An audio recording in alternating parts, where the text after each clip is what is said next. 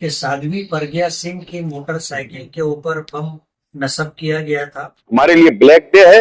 अब क्या हमारे खून का कोई मोल नहीं है क्या? साथियों, भारत शक्ति समाचार में आपका स्वागत है। हमारा ये चैनल है और YouTube पर जाकर इस चैनल को सब्सक्राइब ज़रूर करें। आइए बात कर लेते हैं मुंबई ट्रेन बम धमाके की। मुंबई ट्रेन बम धमाके में 150 से अधिक लोग शहीद हुए थे, बहुत सारे लोग घायल भी हुए थे। कुछ 19 साल के बाद 12 लोग उसमें बरी कर दिए गए और उसके बाद फिर दूसरा मामला देखने को मिला। मालेगांव बम धमाके में भी कुछ लोगों को बरी कर दिया गया। सवाल ये उठता है कि जब ट्रेन बम धमाके हुए, लोग शहीद हुए, घायल हुए, रेलवे की संपत्ति बर्बाद हुई, तो फिर ये धमाके किए किसने? अब मुंबई मालेगांव बम धमाके की कहानी भी ठीक ऐसी है, लोग बरी कर दिए गए। अब सवाल ये उठता है, बम धमाका तो हुआ है, चाहे मालेगांव बम धमाका हो या मुंबई का ट्रेन बम धमाका हो, फिर ये धमाके किए किसने? हालांकि मुंबई लोकल ट्रेन बम धमाके में राज्य सरकार सुप्रीम कोर्ट पहुंची है। सवाल आप पर छोड़ जाता हूं कि बम धमाके तो हुए हैं, लोग मारे गए हैं, संपत्तियां बर्बाद हुई हैं, और जो लोग कोई 18 साल, कोई 19 साल, कोई 15 साल जेलों में ये डालकर सड़ाए गए, तो क्या ये मुजरिम नहीं थे? अगर मुजरिम होते तो कोर्ट इन्हें छोड़ती भी नहीं। तो असल मुजरिम कौन है, इसकी भी जांच राज्य सरकार को करवानी चाहिए। मैं खान फखर आलम। सुनते हैं मालेगांव के कुछ दिग्गज नेताओं ने मालेगांव बम धमाके के बारे में क्या क्या कहा। अब हमारी जो जमात है हजरत मौलाना सैयद अरशद मदनी साहब की क़यादत में महाराष्ट्र जमीयतुल उलमा के हित से उनके साथ जो है मिलकर हम जो है हाई कोर्ट और सुप्रीम कोर्ट तक जाएंगे इंसाफ हासिल करने के लिए। साध्वी प्रज्ञा सिंह ठाकुर और कर्नल पुरोहित की जो कॉल रिकॉर्डिंग है वो सबूत नहीं है क्या? हमारे लिए ब्लैक डे है। अब क्या हमारे खून का कोई मोल नहीं है क्या? हमारी जान का कोई मोल नहीं है क्या? बिस्मिल्लाहिर्रहमानिर्रहीम। अल्हम्दुलिल्लाहि वस्सलातु अला अहलिहा। 29 सितंबर 2008, 28 रमजानुल मुबारक भिक्खू चौक में बम ब्लास्ट हुआ था।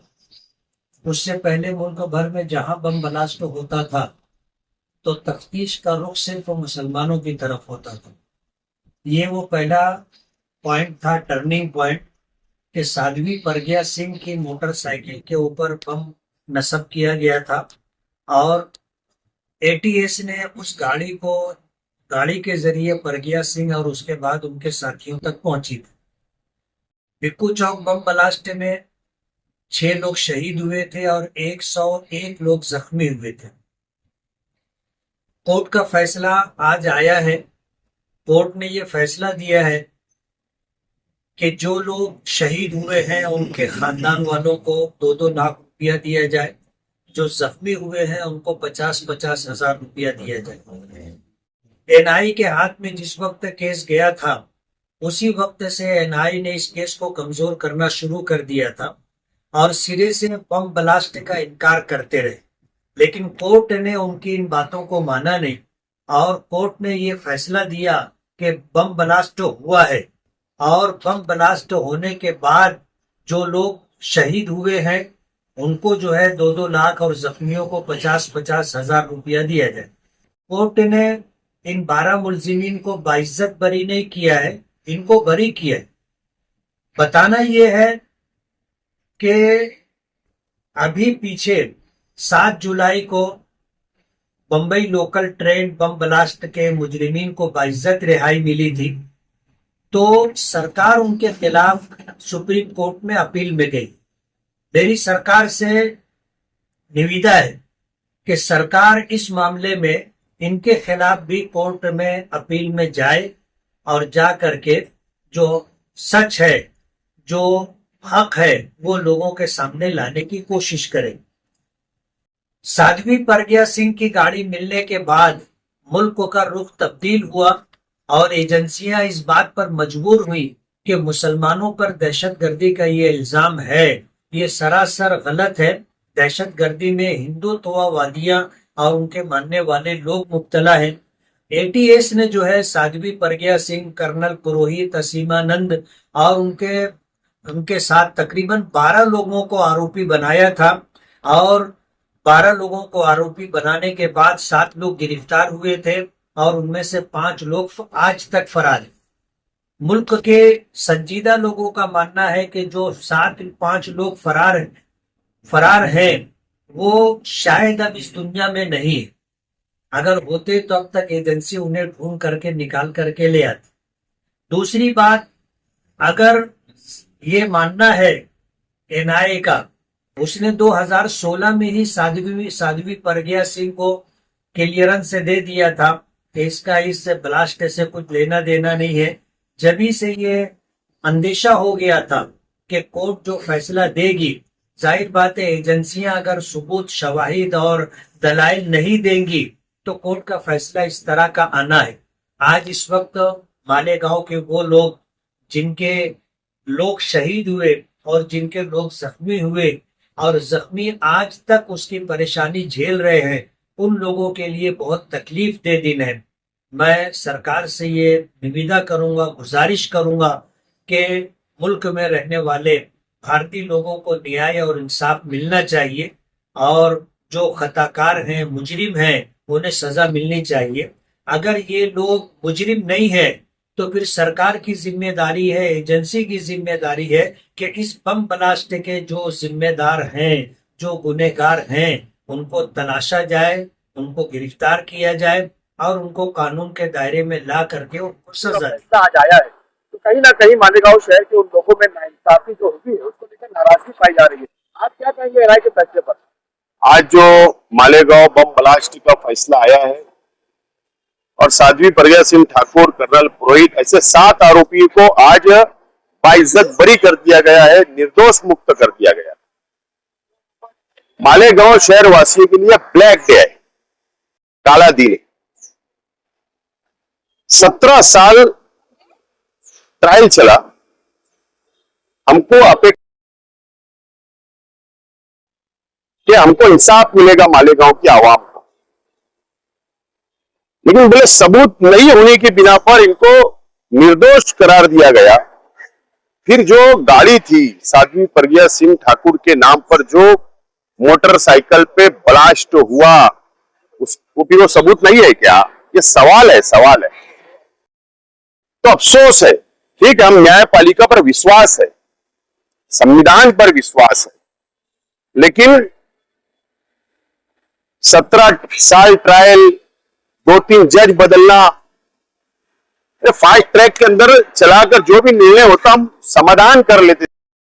17 साल इंतजार और उसके बाद हमको क्या हाथ आया? नाइंसाफी। बहुत अफसोस की खबर है। बहरहाल इसके ऊपर की भी कोर्ट है। मैं अपील करता हूं कि ऊपर की कोर्ट में हमको जाना चाहिए, सुप्रीम कोर्ट तक ये लड़ाई लड़ना चाहिए और हेमंत करकरे साहब जिन्होंने ये पर्दाफाश किया था, अगर आज वो दुनिया में होते तो वो भी अफसोस करते कि ये कैसा फैसला है, कौन सा न्याय है। इससे ज्यादा आज हम क्या बोल सकते हैं, लेकिन हमारे शहर के लिए के साथ नाइंसाफी हुई, ये अफसोस की बात। क्या आप, आपकी पार्टी या फिर आपकी मायावती डिफेंस कमेटी, इसको लेकर आप क्या सड़कों पर भी उतरेंगे, इसका इंतजार किया जाएगा या इसकी लड़ाई कोर्ट के साथ साथ रास्ते की लड़ाई बनाई जाएगी? अभी कोर्ट का फैसला आया है, पूरा ऑर्डर आने दो, उसके ऊपर हम हमारे लीगल टीम को लेकर बैठेंगे और उसके अंदर क्या रास्ता निकल सकता है, कि रास्ते की लड़ाई या कोर्ट की लड़ाई, इसके ऊपर बाद में हम डिसीजन लेंगे। रिजल्ट के बाद आप क्या सोचते? हम मालेगांव भिक्खू चौक बम धमाके के रिजल्ट के बाद हम ये सोच रहे हैं मालेगांव के लोग कि ये इंसाफ के खिलाफ फैसला आया है, इसलिए कि हादसा तो हुआ है और हादसा होने के बाद जो है इसमें मुजरिम भी पकड़े गए हैं और मुजरिम पकड़े जाने के बाद उनको जो है आजाद कर दिया गया, छोड़ दिया गया। अगर ये लोग मुजरिम नहीं थे तो हुकूमत इतने दिन तक क्यों सो रही थी और क्यों नहीं असली आरोपियों को जो है गिरफ्तार करने में उसने कोशिश की। तो अब आगे क्या करेंगे? अब हमारी जो जमात है हजरत मौलाना सैयद अरशद मदनी साहब की क़यादत में महाराष्ट्र जमीयतुल उलमा के हित से उनके साथ जो है मिलकर हम जो है हाई कोर्ट और सुप्रीम कोर्ट तक जाएंगे इंसाफ हासिल करने के लिए। ये जो रिजल्ट आया, आपको ऐसा क्या लग रहा है, क्या किसी के दबाव में दिया गया या सबूत ही कम पड़ गया? हाँ, हमारा यही मानना है कि ये दबाव में दिया गया है, इसलिए कि हेमंत करकरे जी ने जो है बहुत ही वाफिर मिकदार में सबूत मुहैया करके इन लोगों को अरेस्ट किया था। अब हुकूमत कम पड़ गई, पुलिस कम पड़ गई या जांच एजेंसियां कम पड़ गई? इसके अंदर जो है इब्तदाई जो टीम थी उसने गड़बड़ किया है और उनकी कमी की वजह से और लापरवाही की वजह से जो है ये फैसला हमारे सामने आया है। मगर हमें उम्मीद है कि अगली कोर्ट इसको जो है बारीकी से जांच पड़ताल करेगी और जरूर इसके अंदर जो है मालेगांव के लोगों को इंसाफ मिलेगा। 2008 में बम ब्लास्ट होने के बाद उस वक्त के एटीएस चीफ हेमंत करकरे साहब ने जिस तरह से इंक्वायरी की, साध्वी प्रज्ञा सिंह ठाकुर, कर्नल पुरोहित और इसी तरह मुल्क में एक भगवा आतंकवाद है वो कहीं ना कहीं मुल्क के सामने लाया गया और गाड़ी साध्वी प्रज्ञा सिंह ठाकुर की, कर्नल पुरोहित और साध्वी प्रज्ञा सिंह ठाकुर की कॉल रिकॉर्डिंग और ऐसे कई एविडेंस थे जो बहुत मजबूत थे और एटीएस की जो चार्जशीट थी वो भी हमने देखी, उसमें कहीं ना कहीं सारे एविडेंस थे। उसके बाद भी आज जो फैसला आया वो कहीं ना कहीं जो एजेंसियां हैं और एजेंसियों में बैठे हुए जो ऑफिसरान हैं उनके ऊपर सवालिया निशान है कि इस मुल्क में इतने संगीन मामले में और इतने एविडेंस होने के बाद भी अगर इंसाफ नहीं मिलता तो मुल्क की सारी एजेंसियों पे एक सवालिया निशान लगता है कि क्या इस मुल्क में बम ब्लास्ट जैसे आरोपी इस तरह से छूट जाएंगे।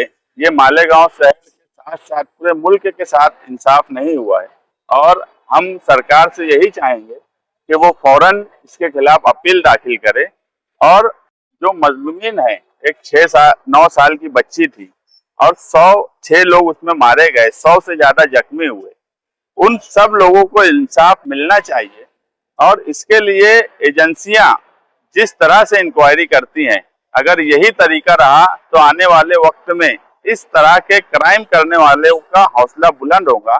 ऐसे लोगों को सजा हर हाल में मिलना चाहिए और एजेंसियों में जो लोग काम करते हैं सरकार उन पर भी ध्यान दे कि वो किस तरह से इंक्वायरी करके कोर्ट में जब अपनी रिपोर्ट पेश करते हैं तो इस तरह से फैसला क्यों आता है। सरकार के दबाव में मतलब ये फैसला लिया गया है, हिंदुत्व की सरकार है, हिंदुओं की सरकार है, इसीलिए उन्हें बाइज्जत बरी नहीं। एजेंसियां तो सरकार के दबाव में ही, एनआईए जब अपने हाथ में ये मामला ली उस वक्त से ही हमको लगता था कि कहीं ना कहीं वो सरकार के दबाव में है। फैसला या कोर्ट के मामले में तो मैं नहीं बोलूंगा मगर एजेंसियां जो थी वो बहरहाल सरकार के दबाव में।